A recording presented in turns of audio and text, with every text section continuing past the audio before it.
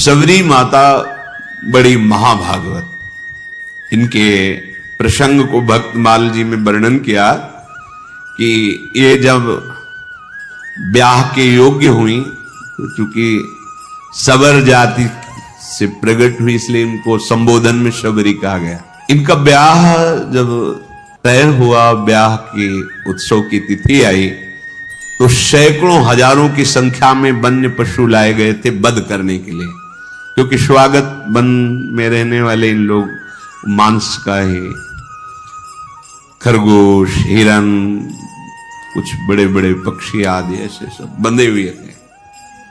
सबरी जी ने पूछा घर वालों से कि ये इनका वध करके इनके मांस से स्वागत करेंगे बरातियों का। बहुत रोना आया सबरी जी को। मेरे ब्याह के कारण हजारों पशुओं की, पक्षियों की हत्या होगी, मतलब मैं इसका कारण बनूंगी। शाम हुई, जब रात्रि हुई तो उन सब पशुओं को मुक्त कर दिया दुलार कर, जाओ, जीवन में मैं कभी ब्याह ही नहीं करूंगी। अगर मेरे ब्याह के समय इतने पशुओं की हत्या होगी, पक्षियों की, मैं जीवन में कभी ब्याह नहीं करूंगी। सब पशु पक्षियों को छोड़ दिया। जे ही उन पशु पक्षियों के बंधन काट रही थी वो रस्सियां, वो ऐसी कृपा दृष्टि से देख रहे थे मानो वो कह रहे थे तुम मेरा बंधन काट दिया तो जाओ, मैं तुम्हारा बंधन मुक्त करने के लिए भगवान से प्रार्थना करता हूं कि अब तुम्हें कोई कर्म बंधन, जन्म मृत्यु का बंधन न प्राप्त हो।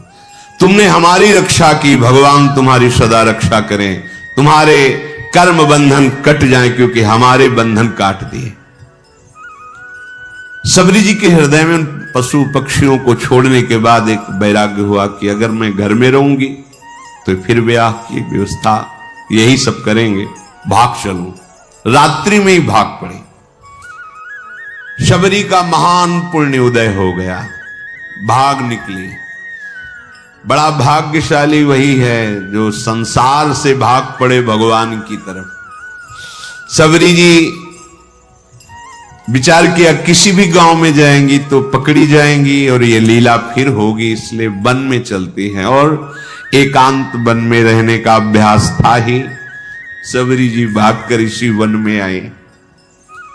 अब यहां विचार किया कि वन में भगवान की अगर भजन वृत्ति प्राप्त करनी है तो संतों की कृपा होनी चाहिए, और एक तो स्त्री शरीर, फिर जंगली वास रहा है, सबर कुल में जन्म हुआ है, भला मुझ भीलनी को कौन स्वीकार करेगा।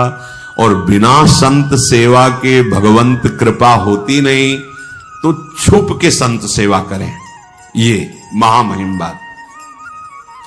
वो हृदय में दैन्यता थी कि मैं अधम शरीर है, कोई संत सेवा स्वीकार करेगा नहीं, और सेवा किए बिना भगवत कृपा मिलती नहीं है। इसलिए वो रात के आखिरी पहर में उठते और देखा कि सेवा के लिए जब ऋषि हवन करते हैं तो उनको लकड़ियों की आवश्यकता होती है, रसोई अमनिया करते हैं तो लकड़ियों की।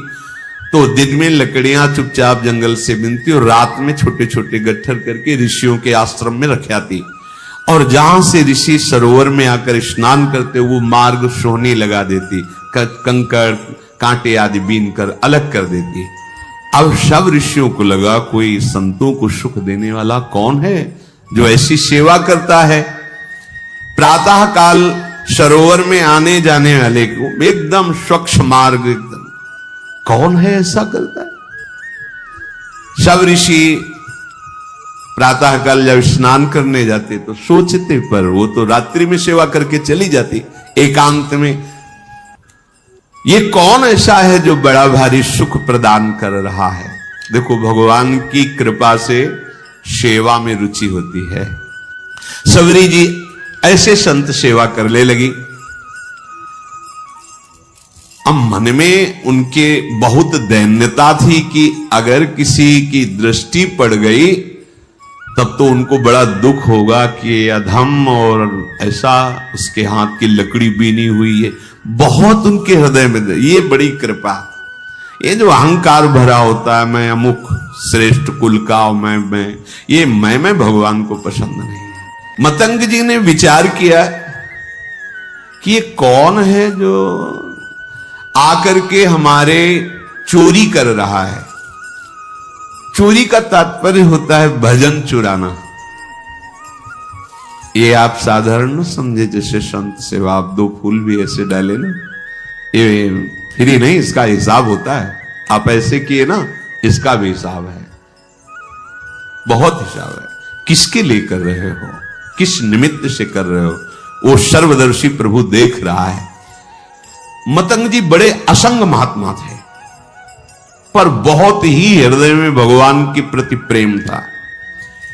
अन्य महात्मा जन भी विराजमान थे, पर तप, व्रति, नियम, संयम, मतंग जी के हृदय में भगवत प्रेम का विशेष प्रभाव था। मतंग ऋषि जी के मन में एक दिन बहुत दृढ़ निश्चय हुआ, ये कौन चोर है जो सेवा करके भी छुप जाता है, और हम सब ऋषियों का भजन आनंद। क्योंकि कोई भी सेवा करता है वो तुम्हारे भजन को लेता है, फिर ही नहीं है, बात समझना।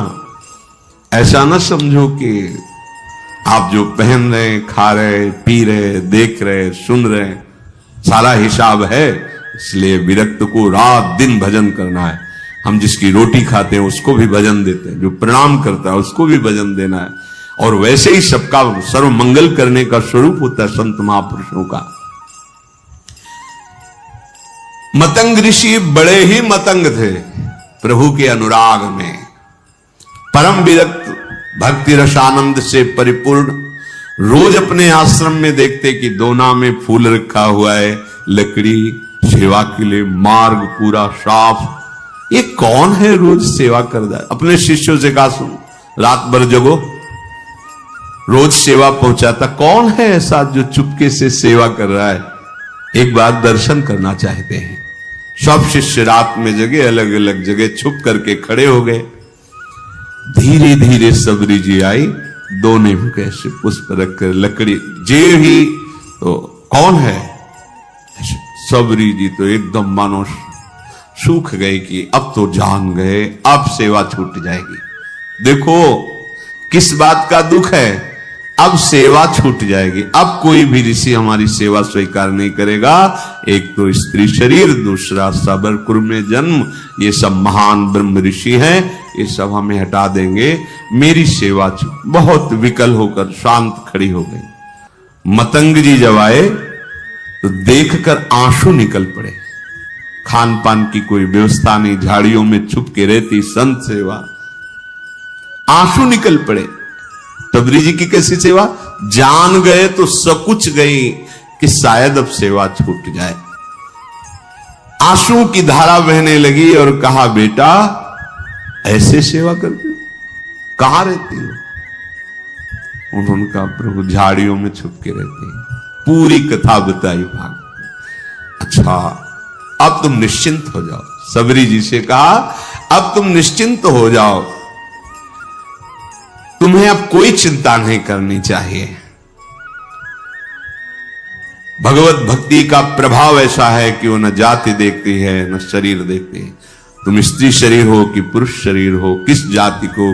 राधे राधे प्यारे भक्तों, आप हमारे चैनल पर नए और पहली बार है तो हमारे चैनल को सब्सक्राइब करें और साथ ही साथ नोटिफिकेशन को भी ऑन कर दीजिए, ताकि ऐसी कोई भी माहिती प्रभु जी की वीडियो आए तो आपको सबसे पहले मिलती रहे। तो मिलते हैं दोस्तों को ऐसे ही नए और मज़ेदार टॉपिक के वीडियो के साथ। तब तक सभी को बाय बाय।